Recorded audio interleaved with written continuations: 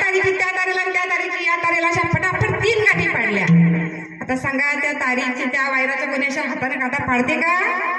मग असा व्यर्थ विचार करून जर लोक आपलं जीवन वाया घालवत असतील तर अशा लोकांना धार्मिक स्थळ दिसतील का?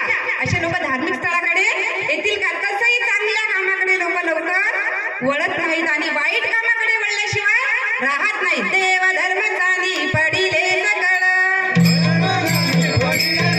देव धर्म जाणी पडिले सकळ, भीषणी गोंधळ गाजत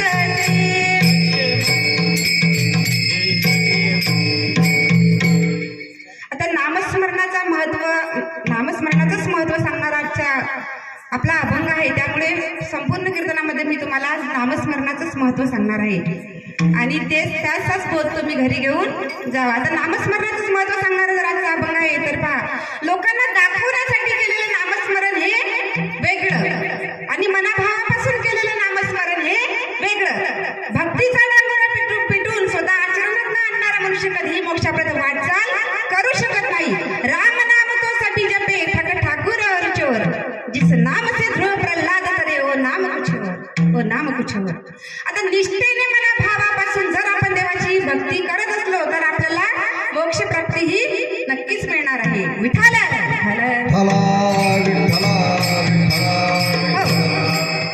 नवविधा भक्तीमध्ये भक्तीचे 9 प्रकार सांगितलेले आहेत.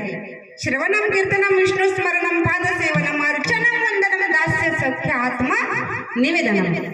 तर या नवविधा भक्ती प्रकारामध्ये 3ऱ्या क्रमांकाचा जो प्रकार सांगितलेला आहे तो म्हणजे नामस्मरणाचा.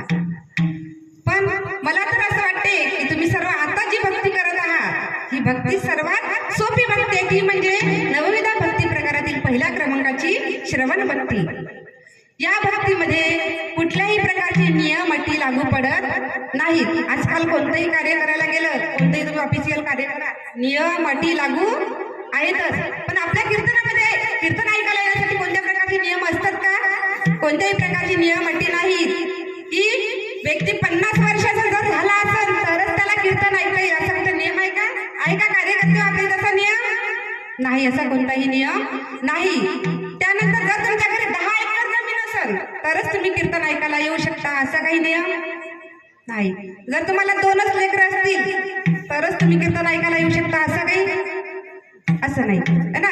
मग मजूर असला, नोकर असला, कोणीही जरी असला तरी कोणालाही कोणत्याही प्रकारचे नियम किंवा अटी कीर्तनामध्ये लागू पडत नाही. तरी पण लोक कीर्तन ऐकायला येतात का?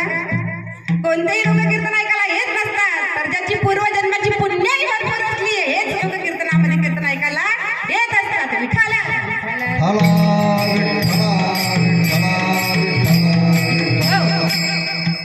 तर राम राम म्हणणारे आपल्याला बरेचसे लोक समाजामध्ये दिसतात. भेटतात ना माणसं, एकमेकांना भेटले की राम राम है ना. पण त्याचा अर्थ जाणून घेऊन राम राम म्हणणारे हे फार कमी लोक समाजामध्ये आपल्याला दिसतात. मग चोर देखील राम राम करतात. उधारीची वसुली करणारा आपल्या गिराईकाला राम राम करतो. मग तो राम राम कशाचा असतो हा ते त्या गिराईकालाच माहिती असते. बरोबर आहे. मग हे राम राम का आहेत का? तर नामाचा